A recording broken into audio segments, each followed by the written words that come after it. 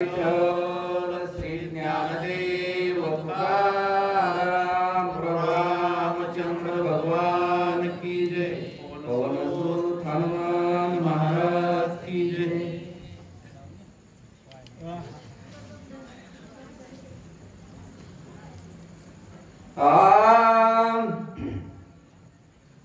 या लागी कपटाची वार्ता भली नव्हे गा सर्वथा। कपट करीता कपिनाथा स्वघाताशी करावे। रामचंद्र भगवान की जय। हनुमानजीला नमस्कार करून, प्रभू रामचंद्राला नमस्कार करून, गणेशाला नमस्कार करून, ग्रंथकर्ते नाथमाऊलीला नमस्कार करून, या ठिकाणी जेवढे भक्त आहेत, प्रभू रामचंद्राचे नामस्मरण जे आहेत, वाचक आहेत, सूचक आहेत, माता माऊली आहेत, सर्वांच्या चरणी नतमस्तक होऊन रामायणाचे 2 शब्द सांगतो। आताच आपण साऱ्यांनी जे आनंद घ्यायचा तेवढा घेतला, आमचं काय येड्या बागड्याचं चाललंय। कारण मला वाटत होतं बाबा महाराजांनी एवढा अध्याय सांगावा, पण त्यांचा घसा झालेला आहे। ठीक आहे, मायबापा हो, रामायणामध्ये 2-4 गोष्टी शिकायच्या असतात, पूर्ण रामायण शिकायची गरज नाही। जीवनामध्ये कुणाविषयी वाईट व्हावं असं कधी मनात आणायचं नाही, आणि जे वाईट व्हावं असं मनामध्ये आणत असते ते सर्व शूर्पणखेच्या अवलादीत आणि रावणाच्या अवलादीत। आणि ज्यावेळेस तुम्ही त्यांचे गुण घेता त्यावेळेस आपण राक्षस आहे। हे कुणाला कळालंय? नाथांनी सांगितलेलं आहे। आणि हा काळनेमी मनातली मनात विचार करतोय, किंवा रावणाला उद्देशून बोलत नाही की असं झाल्यावर तसं होईल, तसं झाल्यावर तसं। रावणाला शब्द नाही बरं का, नाथ माऊलीनं त्या काळनेमीच्या मनातल्या ओव्या, बाकीच्या कुठल्यावर। आणि त्याने विचार केला, मारुतीला कपट करायचंय, आडून धरायचंय, आणि तिथं आपण वाचणारेच होय। फार ज्ञानीत राक्षस लोक ज्ञानी होते, तुम्ही म्हणता ना आपण ज्ञानीत नाही। राक्षस रावण त्रिकाळ ज्ञानी होता, काळनेमी ज्ञानी होता। पुराणातले व्याख्यान दिलेत काळनेमीनं, अनेक प्रकारे समजून विचार केलेला मनामध्ये की ह्यानं कपट केलं त्याचं ते झालं, त्यानं कपट केलं त्याचं ते झालं, माझं काय होणार आहे। पण पुन्हा अनेक विचार करतोय, इथं जर नाही म्हणावा तर राज आहे, तिकडं जर जावा तर महादेवाचा अवतार आहे हनुमानजी।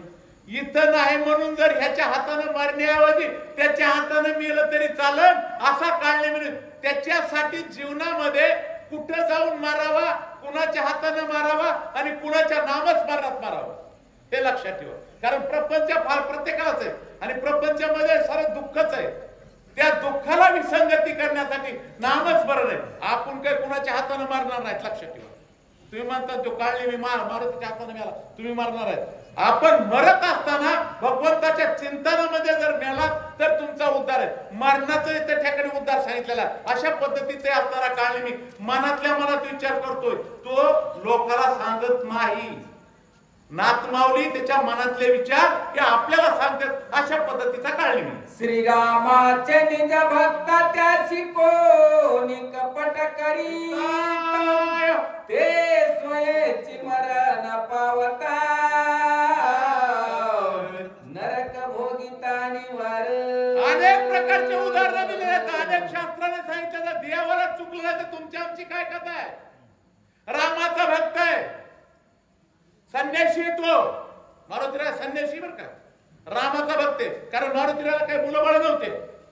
मी जगाला सांगत असतो की त्या रामाच्या भक्ताला, तुम्ही मुलाबाळाच्या भक्ताला रामाचा त्याला त्रास द्या, पण संन्यासाला त्रास दिला ना, संन्यासाचा शाप सर्वात। आणि तो रामाचा भक्त आहे, आणि त्या मारुतीला त्रास देणं म्हणजे आपण मरणाला आमंत्रण देणं आहे। आणि पण त्याच्या मधूनही जर आपली वाट जर चुकत चुकत तिकडे गेली आणि त्याच्या हाताने मेलो तर बरं होईल।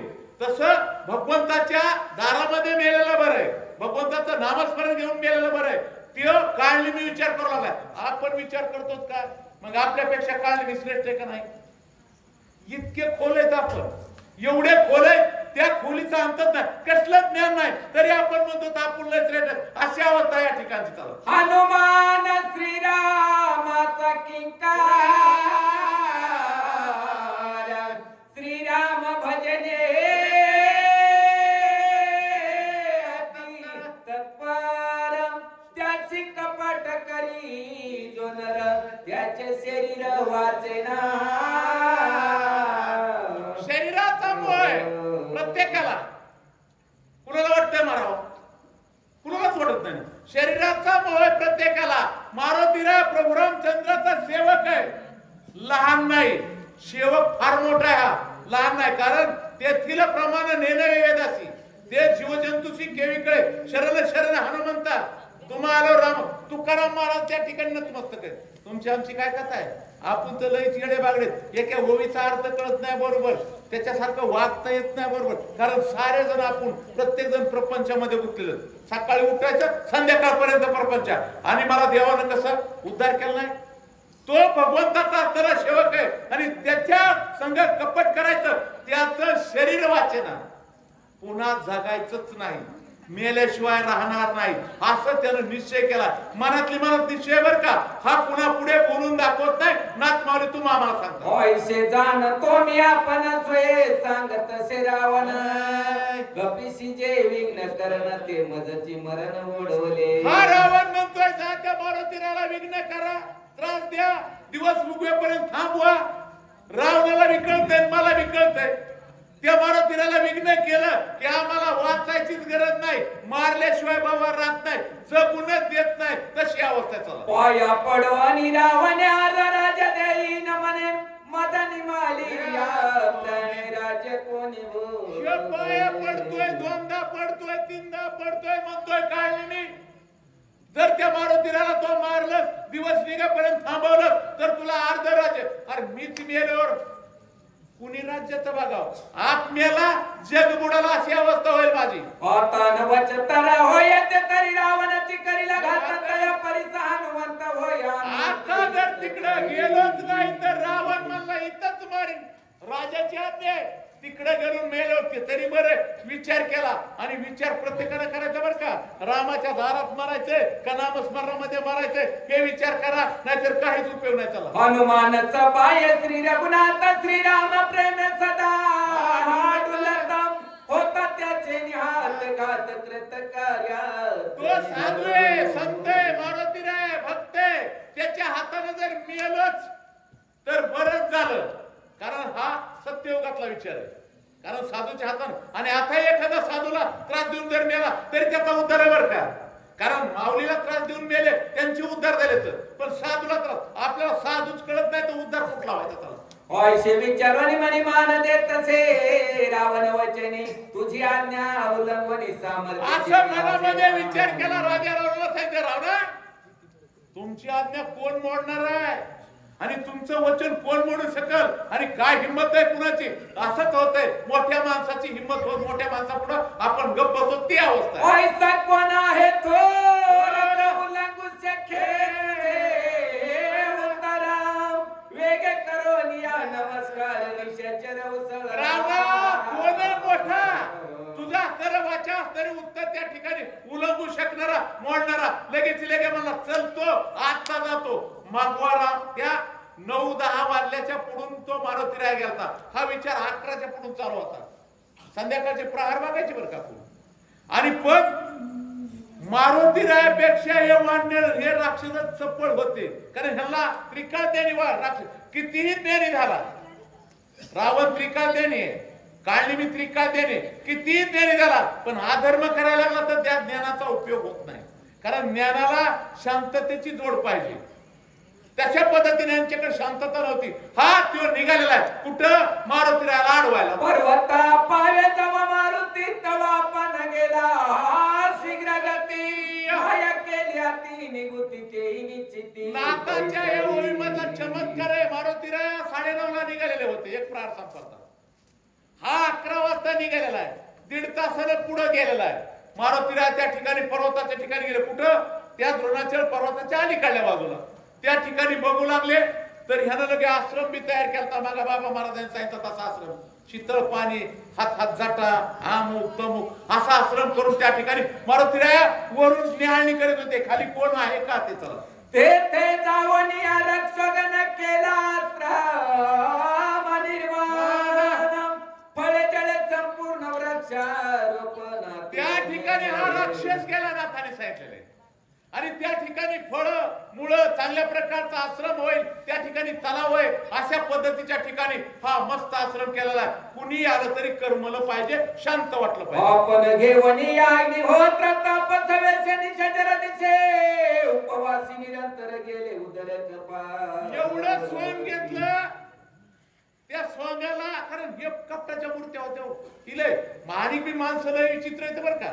आपणच राक्षस येत, आपणच देव येत, आपणच एकामेकाला त्या ठिकाणी कपट करतो. एवढा गोड बोलून पोटात शिरतात काही लोक, आणि आपल्याला ते मारल्याशिवाय घात करते. तसा यानं काय केलं, पोट हे पाठीला लावलं, संन्यासाचा वेश घेतला, आणि त्या ठिकाणी एक अग्निहोत्री, म्हणजे नुसतं हे कोण खाल्लंच नाही 10-12 महिने, काय घेणं नाही आपल्याला. अशा पद्धतीनं कर्कश होऊन बसलेला आहे. माता जठांचा हात संभार परिधान त्यासी वल्काल, वस्त्री वाढले सुश्रुपाराती विचित्र भाव. नाथाने सांगितलेलं डोक्यावर जटा होत्या, हाताच्या असलेल्या काड्या झालेल्या आहेत, आणि त्या ठिकाणी एक त्यानं वल्कांबर घातलेलं वस्त्र काढून टाकले, जणू की अशा पद्धतीनं मोठा गोसाई झालेला आहे. दाढीवाला, जटावाला, मिश्यावाला, साऱ्या अंगावर केस असा तो असणारा काढणीने त्या ठिकाणी बसलेला. कबळ हात लिंग बुडाले, वानप्रस्थ रूप ते जप करीत. दिगंबर वाशी झालेला आहे हा, दिगंबर वाशी. नग्न अवस्थेमध्ये साऱ्या अंगावर केस आहेत, आणि अशा पद्धतीनं त्या ठिकाणी जय राम श्रीराम जय राम श्रीराम असा बोलतो. हाती घेऊन या जपमाळी मुळे नेली भोया तळी, जैसी खेचरी मुद्रा लावली तैसी शैली दिसत आहे. हातामध्ये जपमाळ गेले, रामकृष्णारी म्हणतोय. मुबळा असणारे त्या ठिकाणी मधामध्ये घातले, जसं एखादा असणारा बगळा असतो का खेचरी, तो बगळा काय करतो, पाण्यामध्ये उभा राहतो, एका पायावर डोळं झाकतो, टपकन मासाला गिळतो. घालून या वज्रासन करण या एकाग्र मन, भगवत धरणे या ध्यान पाया गमन.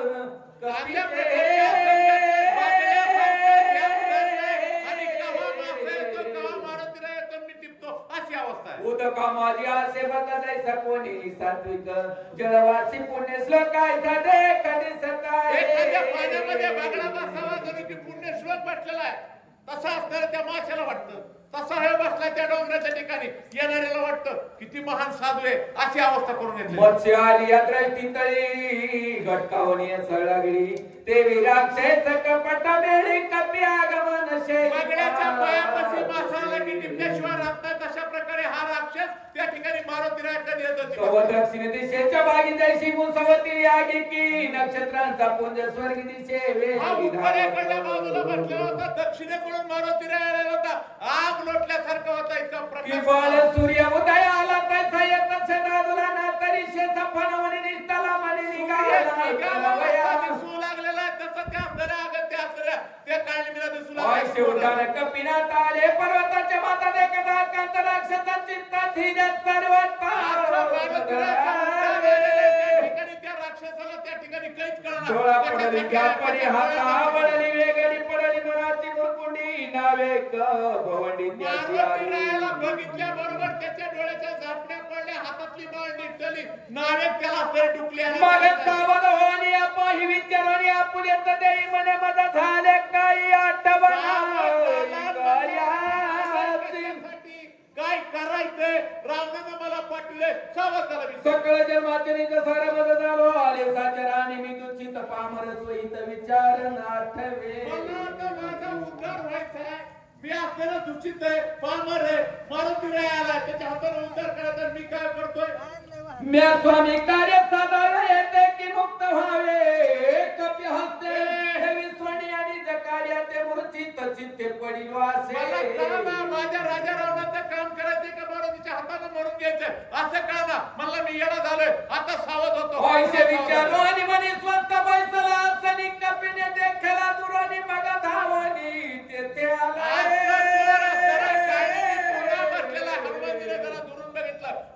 म्हणले लय दिवसाला गाठ पडली म्हणले या साधूची जावाच म्हणले त्याच्याकडे. दुरोने देखील तापसा हर्षित कपीचे मान